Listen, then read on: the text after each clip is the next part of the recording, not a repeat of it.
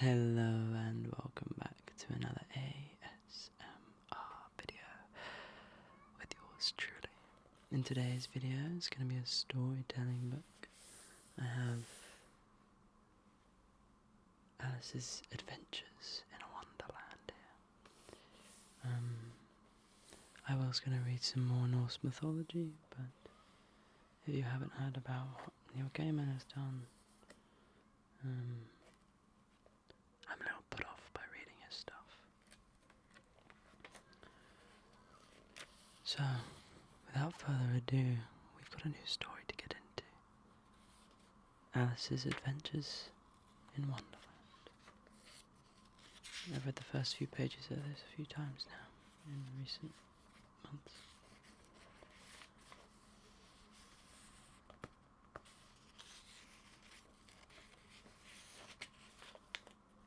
Chapter 1, Down the Rabbit Hole. Alice was beginning to get very tired of sitting by her sister on the bank, and of having nothing to do.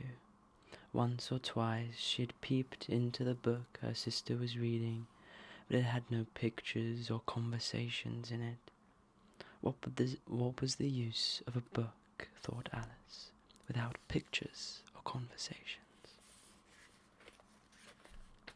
So she was considering in her own mind, as well as she could, for the hot day made her feel very sleepy and stupid, whether the pleasure of making a daisy chain would be worth the trouble of getting up and picking the daisies. When suddenly a white rabbit with pink eyes ran close by her. There was nothing so very remarkable in that, nor did Alice think it so very much out of the way to hear the rabbit say to itself, oh dear, I shall be too late." When she thought it over afterwards, it occurred to her that she ought to have wondered at this, but at the time it all seemed quite natural.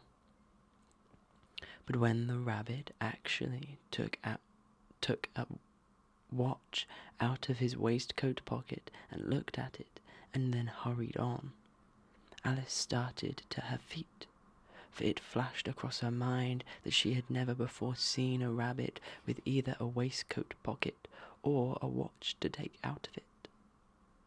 And burning with curiosity, she ran across the field after it, and was just in time to see it pop down a large rabbit hole under the hedge. In another moment down went Alice after it, never once considering how in the world she was to get out again. The rabbit hole went straight down on like a tunnel for some way, and then dipped suddenly down, so suddenly that Alice had not a moment to think about stopping herself, before she found herself falling down what seemed to be a very deep well. Either the well was very deep, or she fell very slowly, for she had plenty of time as she went down to look about her, and to wonder what was going to happen next. First she tried to look down and make out what was coming to, but it was too dark to see anything. Then she looked at the sides of the well, and noticed that they were filled with cupboards and bookshelves. Here and there she saw maps and pictures hung upon pegs. She took down a jar from one of the shelves as she passed. It was labelled orange marmalade. But to her great disappointment it was empty. She did not like to drop the jar for fear of killing somebody underneath, so managed to put it onto one of the cupboards as she fell past it. Well, thought Alice to herself, after such a fall as this, I shall think nothing of tumbling downstairs. How brave they'll all think me at home.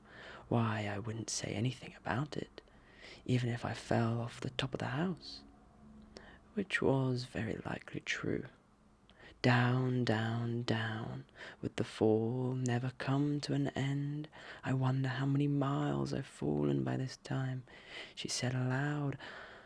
I must be getting somewhere near the centre of the earth. Let me see. That would be 4,000 miles down, I think. For You see, Alice had learned several things of this sort in her lessons in the schoolroom, and though this was not a very good opportunity for showing off her knowledge, as there was no one to listen to her, still it was good practice to say it over. Yes, that's about the right distance. But then I wonder what latitude or longitude I've got to. Alice had not the slightest idea what latitude was, or longitude either, but she thought they were nice, grand words to say. Presently, she began again. I wonder if I shall fall right through the earth. How funny it all seemed to come out among the people that walk with their heads downwards. The antipathies, I think. She was rather glad there was no one listening this time, as it didn't sound at all the right word. But I shall have to ask them what the name of the country is, you know. Please, ma'am, is this New Zealand? Australia?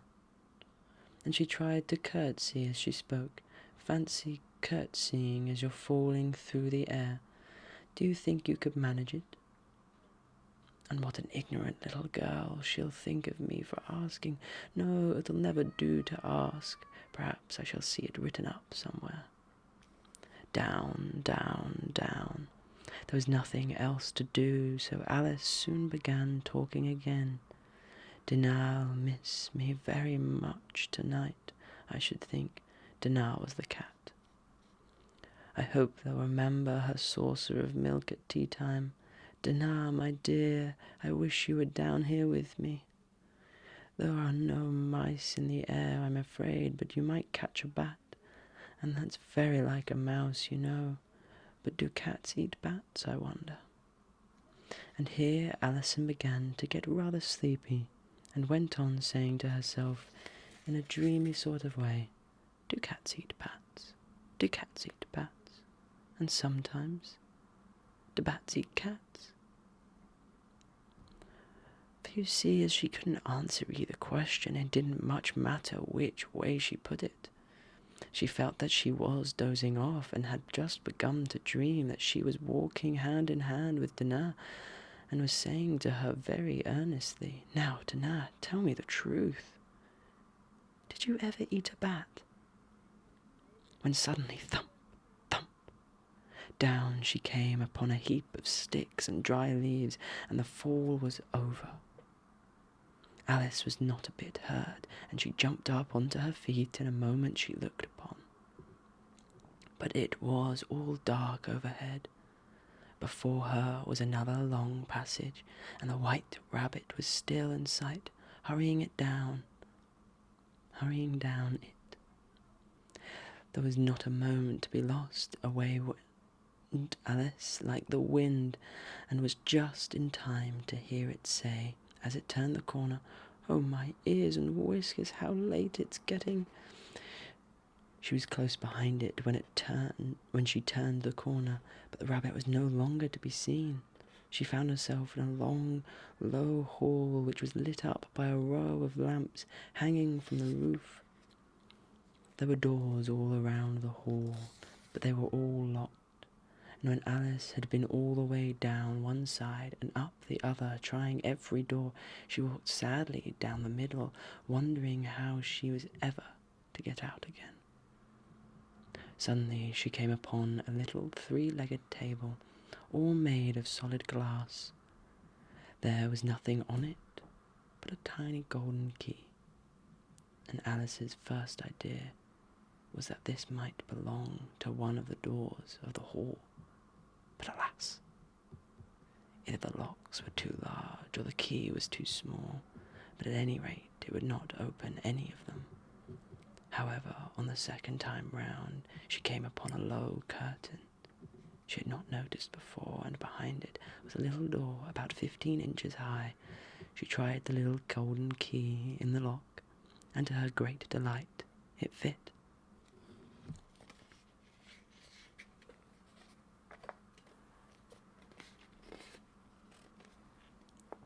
Alice opened the door and found that it led into a small passage, not much larger than a rat hole. She knelt down and looked along the passage into the loveliest garden you ever saw. How she longed to get out of that dark hall and wander about among those beds of bright flowers and those cool fountains, but she could not even get her head through the doorway. And even if my head would go through, thought poor Alice, it would be of very little use without my shoulders. Oh, how I wish I could shut up like a telescope. I think I could, if I only knew how to begin. For you see, so many out-of-the-way things had happened lately that Alice had begun to think that very few things indeed were really impossible. There seemed to be no use in waiting by the little door, so she went back to the table, half hoping that she might find another key on it, or at any rate a book of rules for shutting people up like telescopes. This time she found a little bottle on it, which certainly was not here before, said Alice, and tried round the neck of the bottle was a paper label with the words "Drink me" beautifully written on it in large letters. It was all very well to say "drink me," but the wise little Alice was not going to do that in a hurry. "No, I'll look first," she said, and see whether it's marked poison or not. For she had read several nice little stories about children who had gotten burnt and eaten up by wild beasts and other unpleasant things, all because they would not remember the simple rules their friends had taught them, such as a red-hot poker will burn you if you hold it too long, and that if you cut your finger very deeply with a knife, it usually bleeds. And she had never forgotten that if you drink much from a bottle marked poison, it is almost certain to disagree with you sooner or later. However, this bottle was not marked poison, so Alice ventured to taste it, and finding it very nice, it had in fact a sort of mixed flavour of cherry tart, custard, pineapple, roast turkey, toffee, and hot buttered toast. She very soon finished it off. "What a curious feeling," said Alice. "I must be shutting up like a telescope." And so it was indeed. She was now only 10 inches high, and her face brightened up at the thought that she was now the right size for going through the little door into that lovely garden. First, however, she waited for a few minutes to see if she was going to shrink any further. She felt a little nervous about this, for it might end, you know, said Alice to herself, in my going out altogether, like a candle. I wonder what I should be like then. And she tried to fancy what the flame of the candle looks like after the candle is blown out, for she could not remember ever seeing such a thing. After a while, finding that nothing more happened, she decided on going into the garden at once. But alas, for poor Alice, when she got to the garden, she found she had forgotten the little golden key, and when she went back to the table for it, she found she could not possibly reach it. She could see it quite plainly through the glass, and she tried her best to climb up one of the legs of the table, but it was too slippery. And when she had tired herself out with trying, the poor little thing sat down and cried. "Come, there's no use in crying like that," said Alice to herself rather sharply. "I'd advise you to leave off this minute." She generally gave herself very good advice, though she very seldom followed it. And sometimes she scolded herself so severely as to bring tears into her eyes, and once she remembered trying to box her own ears for having cheated herself in a game of crochet. She was playing against herself, for this curious child was very fond of pretending to be two people. But it's no use now, thought poor Alice, to pretend to be two people. Why, there's hardly enough of me left to make one respectable person. Soon her eye fell on a little glass box that was lying under the table. She opened it and found in it a very small cake, on which the words, "Eat me," were beautifully marked in currants. "Well, I'll eat it," said Alice, "and if it makes me grow larger, I can reach the key, and if it makes me grow smaller, I can creep under the door, so either way, I'll get into the garden, and I don't care which happens." She ate a little bit, and said anxiously to herself, "Which way, which way?" holding her hand on the top of her head to feel which way it was growing. And she was quite surprised to find that she remained the same size. To be sure, this is what generally happens when one eats cake, but Alice had got so much into the way of expecting nothing but out of the way things to happen that it seemed quite dull and stupid for her life to go on in a common way. So she set to work and very soon finished off the cake.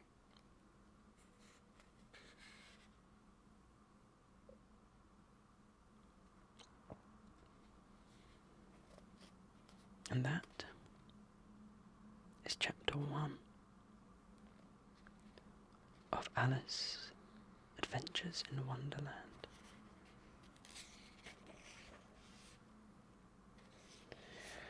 The second chapter, The Pool of Tears. Maybe that will come later. But it's a quick book to read.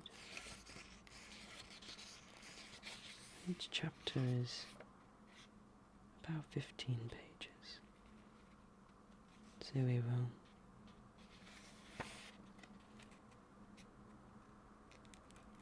read as such.